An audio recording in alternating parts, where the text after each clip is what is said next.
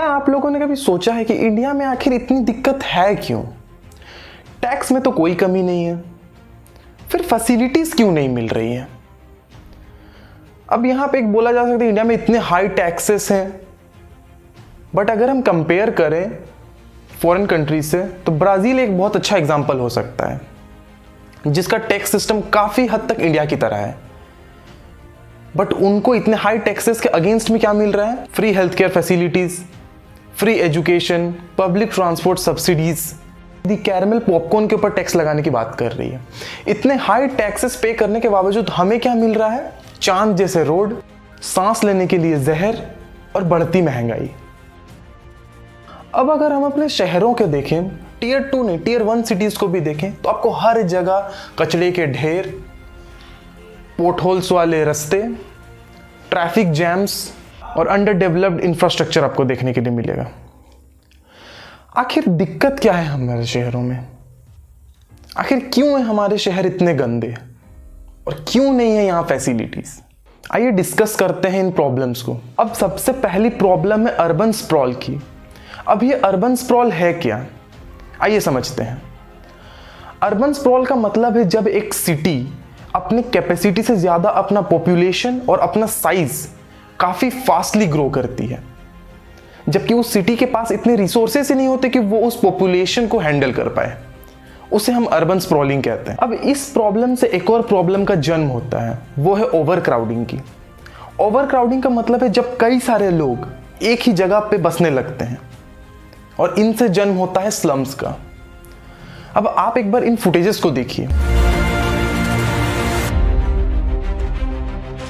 इन slums की हालत इतनी खराब है कि यहां बेसिक रहने की फैसिलिटीज तक नहीं है। आप वॉशरूम्स और बाकी फैसिलिटीज की तो बात ही छोड़ दीजिए। यहां का एवरेज लाइफ एक्सपेक्टेंसी एक नॉर्मल जगह से काफी कम है, फिर भी लोग यहां पे रह रहे हैं। अब क्या इन स्लम्स में रहने वाले लोगों की कोई लाइफ नहीं है? क्या इन्हें हक नहीं है इन सारे फैसिलिटीज को एंजॉय करने का? क्या इनके लिए कोई खड़ा है? कोई नहीं। क्या कोई इनकी अथॉरिटी लेना चाहता है? कोई नहीं। अब हम आगे बढ़ते हैं हमारे रोड्स की हालत की तरफ। एक बार आप इंडिया की रोड्स को देखो, इससे प्लेन रोड्स आपको चांद में दिख जाएंगे। आखिर इंडिया के रोड्स है क्यों ऐसे? सबसे पहली दिक्कत है इम्प्रॉपर प्लानिंग की। यहाँ रोड बनने से पहले प्रॉपर प्लानिंग की ही नहीं जाती है, ज्योग्राफिकल स्टडीज की ही नहीं जाती है। इसलिए जब भी कोई नेचुरल कैलामिटीज आते हैं, ये रोड सबसे पहले कोलैप्स हो जाते हैं। ब्रिजेस टूट जाते हैं, रोड में पोर्टहोल्स आ जाते हैं, वगैरह वगैरह। दूसरी और सबसे बड़ी दिक्कत है वो है करप्शन की। पैसा ऊपर से रिलीज तो होता है, पर वो नीचे तक पहुंचता ही नहीं है। वो पैसा बीच में ही डिवाइड होके सारे पॉलिटिशियंस की जेब में चले जाता है। इसके बाद और एक दिक्कत आता है, वो है डिलेड प्रोजेक्ट्स की। प्रोजेक्ट तो काफी सारे स्टार्ट होते हैं, पर वो सारे प्रोजेक्ट अपने शेड्यूल डेट से पीछे चल रहे होते हैं, जिनकी वजह से उनकी कॉस्ट बढ़ जाती है और आधे प्रोजेक्ट तो बीच में ही बंद हो जाते हैं। इन सब में पैसा किसका जा रहा है? सिर्फ और सिर्फ टैक्स पेयर्स का। गवर्नमेंट अपने हाथ से पैसा नहीं लगा रही है, वो वही पैसा है जो एक आम आदमी अपने इनकम से टैक्स भरता है, और वही टैक्स का पैसा यहाँ वेस्ट हो रहा है। अब एक नजर आप इस पूर्वांचल एक्सप्रेस वे पर डालिए।